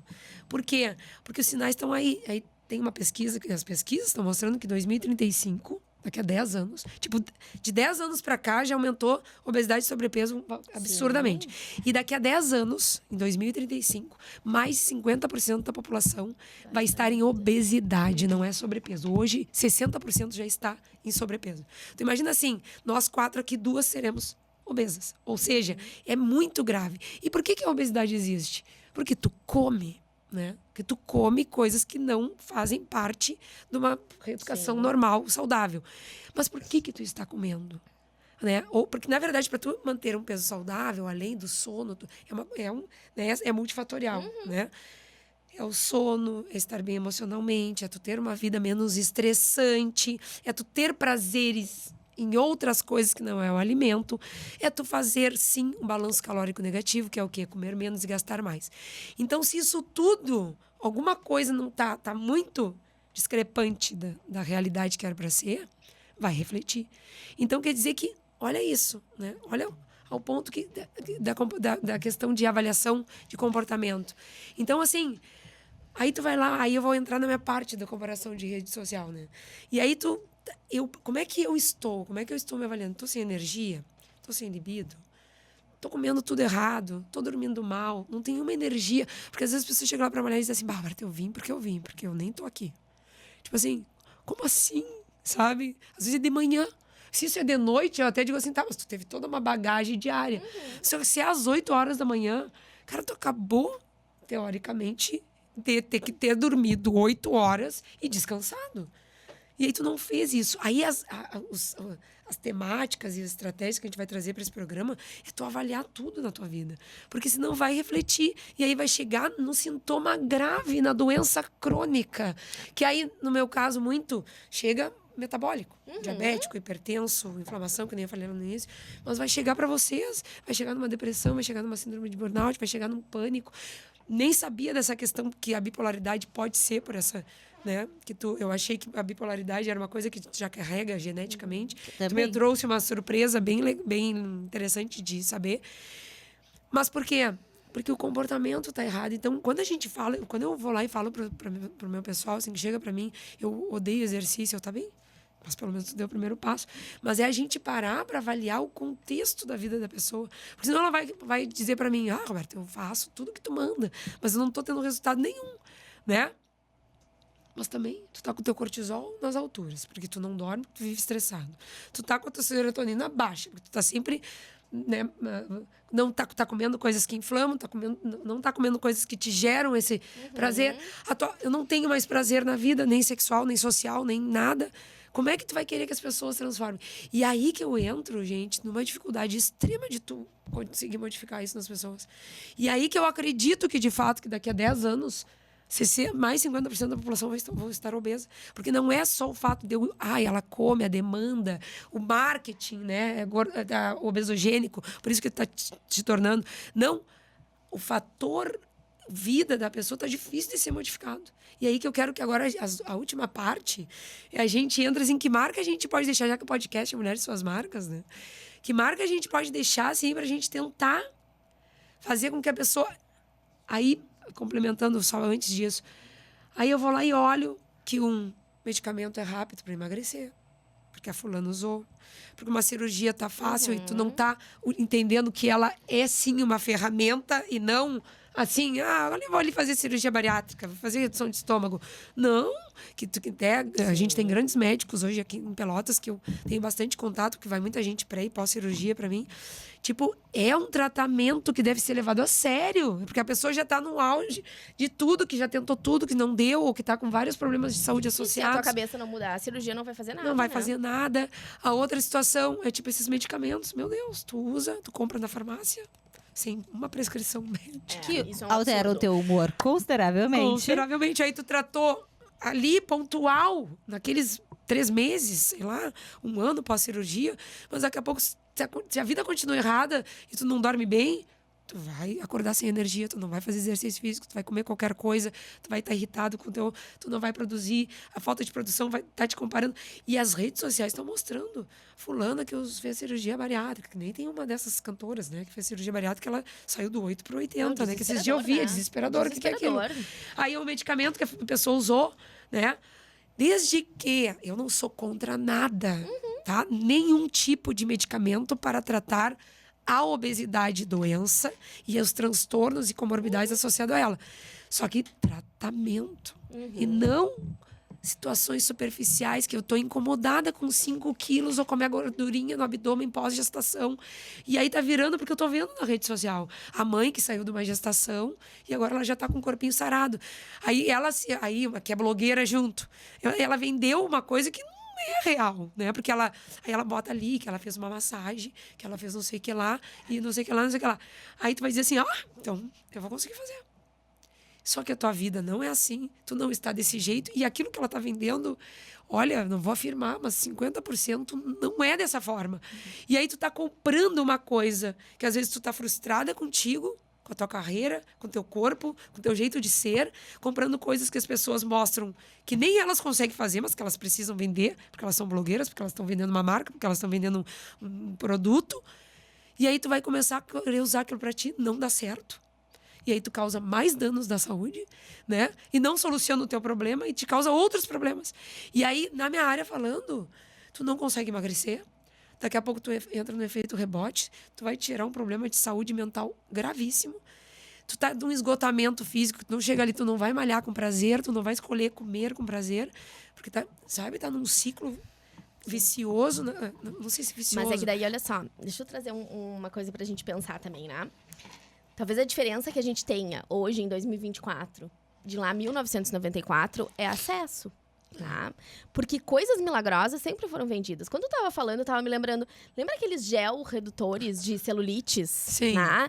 Que faziam milagres, né? Ou os choquinhos que a feiticeira, se lembra? Do Luciano Huck vendia e que deixava a bunda daquele jeito. Giovanni do vôlei, que ele tinha o corpo já pelo vôlei. Mas usava os choquinhos, né? Então, acho que a gente, nesse momento, vive também uma questão de acessibilidade, né? A rede social, ela tornou as coisas muito mais rápidas, né? Eu sempre trago esse paralelo, tá? Do Covid, assim. A gripe espanhola matou tanto quanto o Covid. Tá? Só que ela matou em tempos muito diferentes. Primeiro porque, para dissipar a doença, a gripe espanhola começou nos Estados Unidos. Já começa por aí.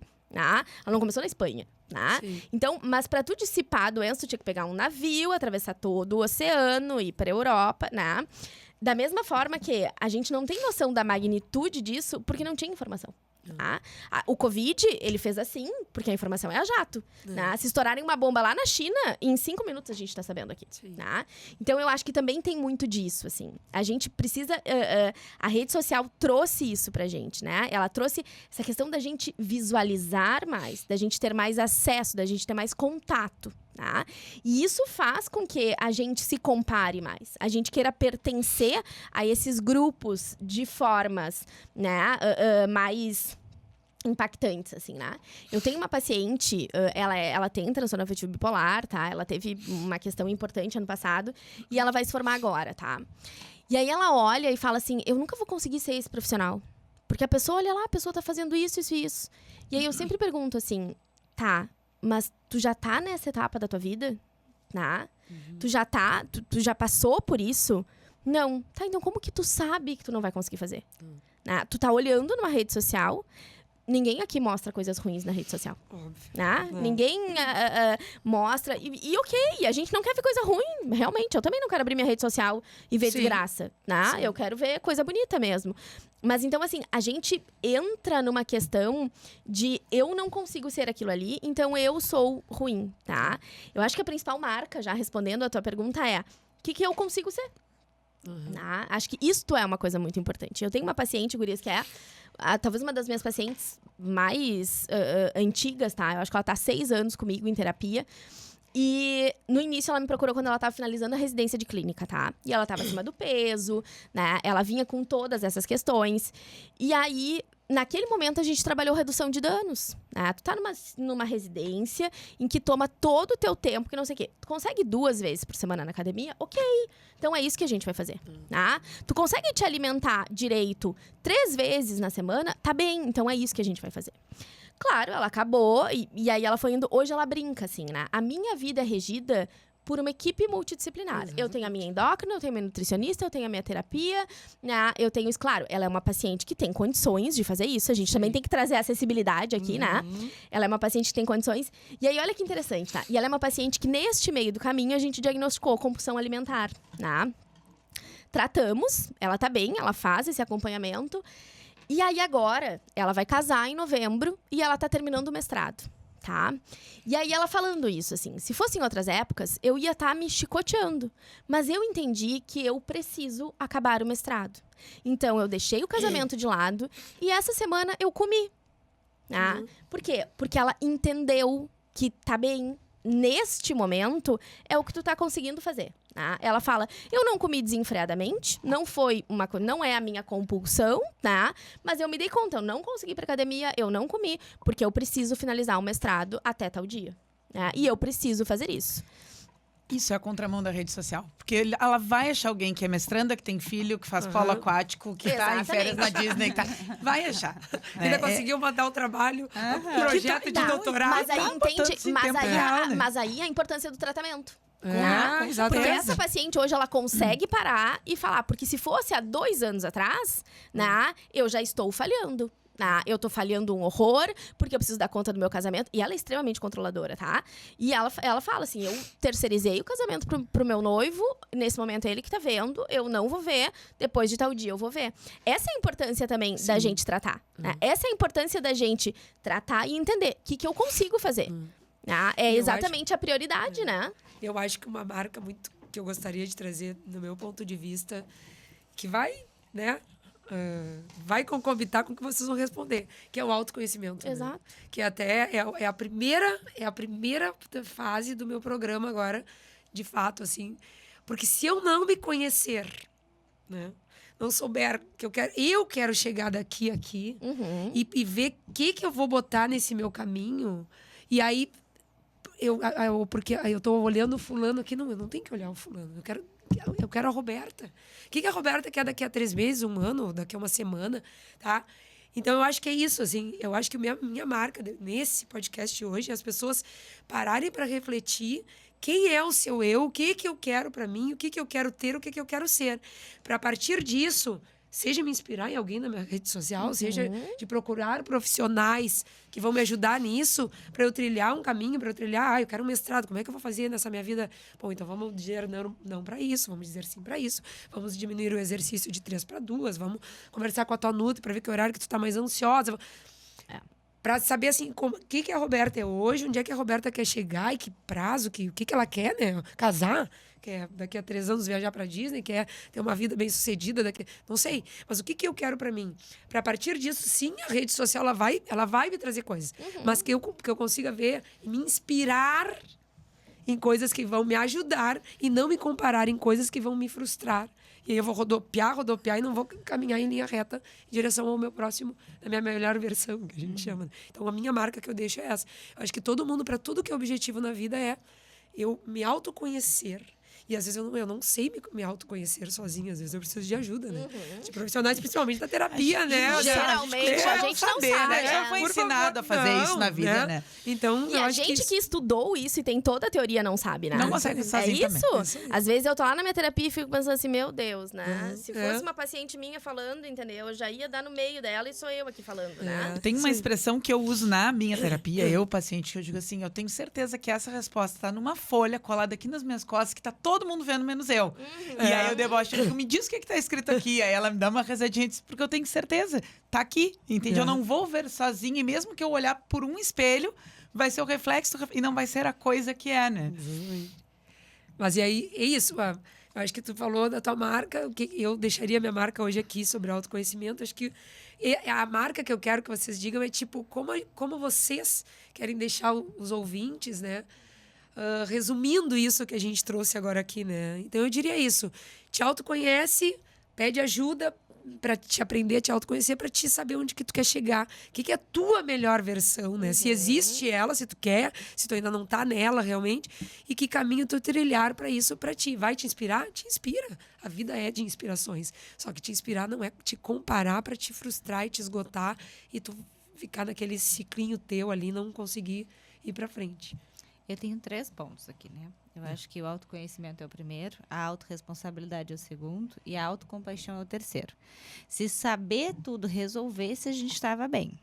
Mas às vezes tu pode ler, mas não adianta, tu tem que sentir. Né? E infelizmente a gente precisa de um desconforto muito grande. Eu digo que às vezes a gente tem que chegar no fundo do poço para pegar o trampolim lá embaixo e saltar, né? Porque a gente se movimenta no desconforto, infelizmente. Gostaria que fosse diferente, mas infelizmente a gente precisa desse lugar. Não deveria, porém. E se a gente trabalhar só o autoconhecimento, a gente fica, eu já sei. Né? Em terapia, é o que eu mais escuto, eu já sei que eu faço isso, mas como? Eu digo a palavra fundamental, né? Eu digo, vou botar uma placa aqui. Como é que eu resolvo esse problema? Né? Mas e como é que faz? Já sei. Eu fiz e eu já sei. Se a gente só soubesse, adiantasse, mas não. A gente tem que A autoestima é a ação que a gente tem perante as coisas. É o que tu faz, é a ação, é o movimento, né? Por isso que a autorresponsabilidade vem em segundo. É o que tu assume de responsabilidade perante as coisas que tu estás te queixando. E o que tu acha de estratégia. Eu trabalho com relacionamento abusivo, né? Mulher em situação de violência. E quando eu trabalhava nas redes sociais ano passado, eu vi que eu criei um limbo entre sustentar o papel da vítima Então, ela não estava saindo do lugar. Ela estava pegando o discurso para se apegar ao lugar. Então, ela se abraçou naquilo ali, entendeu? Ela não fez o movimento de ir contra, de sair. Não, ela usou tudo aquilo ali para continuar ali. Né? E não para sair dali, mas para sustentar e validar a dor. Ó, me validou, isso aqui tá validando a minha dor, então eu vou ficar presa, porque agora ela tem valor. Ela sabe. E aí ela não estava saindo daquele lugar. Tá bom? Só saber não tá adiantando. O que nós vamos fazer? Qual é o movimento? Por isso que eu percebi que trabalhar só o relacionamento abusivo não estava sendo suficiente, porque por mais que eu trouxesse a conscientização, a nomenclatura, trazer toda a conscientização, ela não estava conseguindo sair dali. Então, saber não estava adiantando. Né? E aí vem a minha responsabilidade. O que eu estou fazendo que me mantém nesse lugar? E não com culpa. Por isso que eu trouxe o terceiro, que é a autocompaixão. Porque se tu sair desse lugar com culpa, tu já não sai também. Porque daí tu já tá tentando fazer com autocrítica, com auto-julgamento. Do tipo, todo mundo consegue ou não. Eu que me coloquei aqui, eu que tô me torturando. Não é esse nosso objetivo. Mas quando a gente fala dos esquemas, que a terapia do esquema traz, né? Que a gente tem esses AIDS, que são esquemas adaptativos do nosso funcionamento. Um deles é o fracasso, um deles é o controle, o hipercompensador. E a gente tem que aprender a lidar com esses modos da gente, esses modos esquemáticos que a gente tem. E, bom, por que eu tenho medo de fracassar? Por que eu tenho medo de ser insuficiente? Como é que eu lido? Da onde vem essa memória? De parar para pensar e achar um jeito de tu regular essa emoção. Eu regulo a minha emoção no banho. Quando eu tô precisando muito regular, eu vou pro banho, me sento ali no chuveiro, deixo a água cair e penso, da onde vem esse sentimento de fracasso? Por que eu acho que eu tenho que ser suficiente? Por que eu tô com medo de não ser o suficiente para alguém? Da onde isso tá vindo? E aí eu vou cavucar na minha cabeça e vou lá numa memória da infância, XYZ. E aí eu pergunto para mim, o que eu preciso? O que aquela criança precisava? O que eu tô precisando agora? Como é que eu posso me acolher de uma forma que não é a mesma forma, mas se a gente pensar em modos cognitivos, né? A nossa adulta saudável, que é o que tu falou assim, a gente como paciente não tá no nosso adulto saudável, né? A gente tá na nossa criança vulnerável ali, a gente tá com a nossa criança zangada, e a gente no nosso papel profissional tá adulto saudável, porque é o que a gente precisa ser pro paciente, né? Mas o que aquela criança faz? Porque às vezes no nosso pensamento a gente se pune muito. E a gente convive com a gente 24 horas do tempo. Então, o tratamento ele é individual, ele não é coletivo. Eu não vou me tratar olhando para a rede social. Eu tenho que entender a minha demanda. Isso é social. Agora, não adianta eu me inspirar na fulana também se eu não olhar para o meu individual. Eu só vou olhar para fulana depois que eu olhei para a minha necessidade. E a minha necessidade é o que eu preciso nesse momento. Qual é a minha emoção que está precisando ser validada? Qual é a minha situação que eu estou precisando olhar? Que é meu, que é individual, não é coletivo. Não é uma mentalidade coletiva. Pode ser influenciada, mas eu preciso olhar para esse indivíduo como um ser único e eu olhar para mim e pensar o que aquela criança que tem aquele esquema de fracasso precisa. Por que ela se sentiu daquele jeito, né? O que aconteceu? Ela precisava de proteção, ela precisava de segurança, ela precisava de conforto, ela precisava de carinho, que alguém ouvisse, que alguém validasse, que alguém reconhecesse. E quando eu estou me punindo hoje como adulto, o que eu estou dando para essa criança? Mesma coisa que eu recebi. Então, eu não estou aprendendo a acolher. Então, aprender a fazer essa mudança de autocompaixão e de se olhar, eu digo para minhas pacientes, pega uma foto tua quando era pequena, deixa do lado da tua cama, sempre quando começar a te maltratar a nível de pensamento, olha para ela e diz que tu tá dizendo tudo isso para ela. Tu não tá dizendo isso para ti, tipo, olha só como eu deveria ter feito isso, sabe? Não, tá dizendo para aquela criança, tu não consegue, tu não dá conta, tu é incompetente, tu não é capaz. Tu diria isso pro teu filho? Não. Tu diria isso pra tua sobrinha, se tu não tem filho? Tu diria? Não, porque tu sabe que é cruel. Então, por que tu fala isso pra ti? Então, enquanto não reciclar esse sentimento de autocompaixão, tu não faz o resto. Né? Então, essa é a mensagem que eu tenho para dar. Tem uma dica de leitura, né? Tem um livro, O Poder da Autocompaixão, que é um livro muito bom. É um livro que tem... Eu até fui olhar a capa para descrever agora. Ele tem meio que uma explosão de cores, assim, um chorreadinho colorido. E ele traz várias reflexões sobre isso. Assim, e eu tô lendo Permissão para Sentir? Para Sentir. É bem bom também. E esse livro também, né? É bem bom. Porque a gente, às vezes, não se permite sentir, né? Porque, tipo, isso aí, por julgamento. Como que eu vou estar chorando? A Roberta Malaguês tá chorando. Tá sempre com energia. A Roberta Academia chorou? Sabe? Né? Então, eu achei muito legal. Eu não vou falar completo dele, assim, mas até onde eu já li, ele tá bem interessante, assim. Essa coisa do bem sentir. bom. Poder sentir. Permissão para sentir, né? Permissão para sentir. Bom, para encerrar então aqui esse nosso composto de marcas, eu vou trazer uma outra coisa que vem de um lugar um pouquinho diferente, né? Acho que vocês falaram meio de balizadores, meio macro, né? Eu vou falar de uma coisa que flerta com algo mais prático, mas que eu vejo que está amarrado com tudo isso e com as coisas que a gente discutiu hoje, né? A importância de a gente comunicar o que a gente está sentindo. A gente ainda é culturalmente... E aí, bom, se a gente for falar especificamente mulher, meu Deus, marca um novo horário do estúdio aí pra falar sobre isso. 3 horas. 3 horas. Mas, né? de forma geral, a gente ainda não é culturalmente estimulado a dizer o que a gente sente ou como as coisas funcionam pra gente. Eu, no consultório, sempre que eu me deparo com alguém que tá... e nem vou chegar no ponto de que as pessoas comem para aliviar isso, que é algo que a gente falou aqui, mas alguém que está lutando com a ideia de precisar falar sobre si. Ensina para os outros como é que tu funciona, sabe? Quem não afinizar com isso, eventualmente, é um relacionamento que vai terminar, ou eu vou ser demitido, ou é um amigo que vai ficar de mal, ou é uma mãe que vai cortar relações. Bom, não foi por falta de tu explicar o que funciona pra ti. Como é que tu pensa, como é que tu sente, eu gostei, eu não gostei. Claro que tem todo um movimento autorregulador aí pra não fazer disso um campo de batalha e, né, comunicar de uma forma violenta, ou usar isso, né, pra, enfim, pra, sei lá, manipular, agredir, por aí vai. A gente poderia desdobrar isso em várias formas. Mas eu vejo que muitas dessas coisas que a gente fala que hoje trancam em uma habilidade mais básica, que é das pessoas comunicarem os seus conteúdos, sabe? Gosto quando é assim, não gosto quando é assim, esperava que fosse assim, não consigo fazer desse jeito, funciona assim pra mim ou não funciona, porque eu acho que é uma coisa que vai recortar tudo isso. É uma coisa de ordem mais prática, mas eu acho que é uma coisa que vai perpassar tudo que a gente está conversando aqui. Se eu não chego no ponto do diálogo, se eu não me abro para falar, para escutar, e se eu não comunico os meus conteúdos e as minhas coisas, torna-se muito difícil se relacionar comigo e eu me relacionar com o outro, qualquer outro que seja. Seja um vínculo obrigatório, entre aspas, né? Sim. Pai, mãe, filho, enfim. Um vínculo findável, sei lá, marido, trabalho, outra coisa.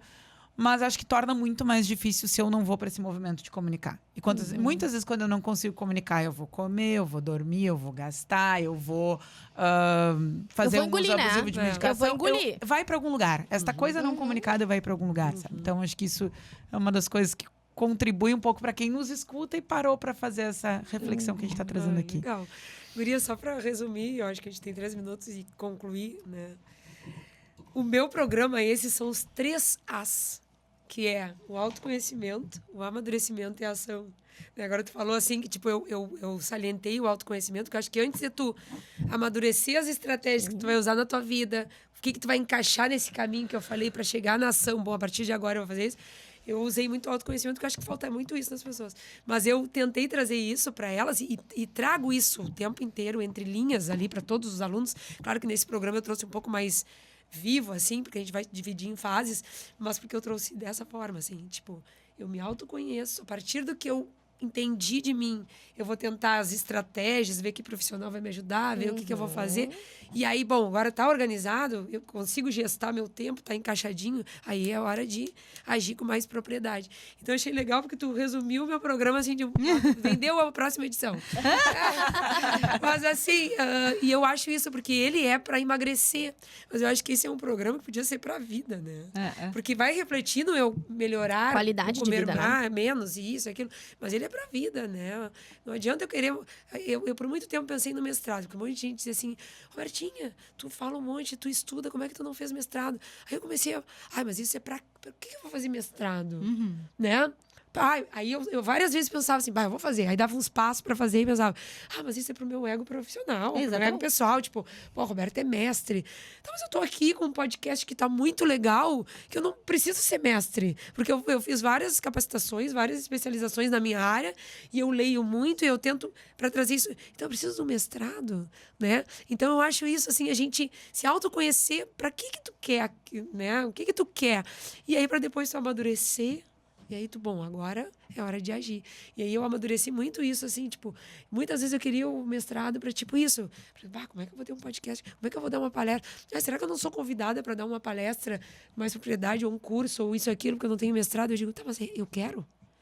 Será que eu quero ser professora de universidade? Talvez uma palestra eu queira dar. Tá, mas para uma palestra eu preciso de mestrado, né? Aí tu começa a te autoconhecer para te dizer, bom, o que eu vou encaixar para chegar num podcast, para chegar a dar uma palestra, para chegar a ter uma live com médicos, que eu vou falar tete a tete um assunto, né, mais minucioso, com mais técnica. Aí eu vou dizer, não, eu preciso estudar mais disso, eu preciso fazer um curso de capacitação, eu preciso... Como é que eu vou fazer isso? Preciso dispor de tempo. Então, eu me autoconheci que eu quero ter um poder mais aguçado na minha área técnica para eu fazer uma palestra, para ter um podcast. Então, eu quero. Tá, mas agora, qual é a construção disso? É mestrado? Ah, porque a fulano lá fala lá, eu sou mestre, então eu tô aqui dando um curso. Tá, que bom que ele conseguiu e não tô desqualificando o mestrado, mas daqui a pouco pra mim não. E às vezes é isso que a gente enxerga, tipo, pai, tu viu? Olha, ele tá dando um curso, mas o louco é mestre. Ah, mas o fulano é doutor. E aí como é que eu vou lá tentar me comparar isso? Vou, porque daqui a pouco os conteúdos que eu vou fazer de outras coisas vão me dar um suporte que não é só o mestrado que me dá, né? Então, eu acho que isso, assim, resume que esses 3 As não é só para isso, é para a vida, né? Para a gente se autoconhecer, querer construir para nós e chegar a um ponto que a gente quer chegar. Eu tenho 20 segundos, né, Dudu? Um agradecimento especial por todos. Eu espero que todos os ouvintes, ou quem possa assistir esse vídeo na íntegra e os recortes, possam sair recortes interessantes, mas na íntegra. E dizer que, gente, não estamos contra as redes sociais. Sim. A gente só está falando que a gente aprenda a filtrar para aquilo que a gente quer construir para nós, por nós, para nossa vida, e seja grandioso e não sufocante, né? Que ela vai existir, que ela vai crescer, que ela vai estar aí cada vez com mais coisas e que a gente possa estar nela de uma maneira que faça bem pra gente, né? Então, agradecer a todas, que eu espero que a gente tenha conseguido passar, né, meninas, para todo mundo um pouquinho de nós. Vai ficar os nossos contatos aí, se vocês quiserem, né, entrar em contato com cada uma dessas profissionais maravilhosas, né? Agradecer a todas, cada um colaborou da sua forma. E eu acho que a gente conseguiu, pelo menos eu interpretei que a gente conseguiu chegar onde a gente queria. Tá, gurias? Um super obrigado. E vamos brindar agora as nossas marcas ao nosso podcast, né? É a nossa vida.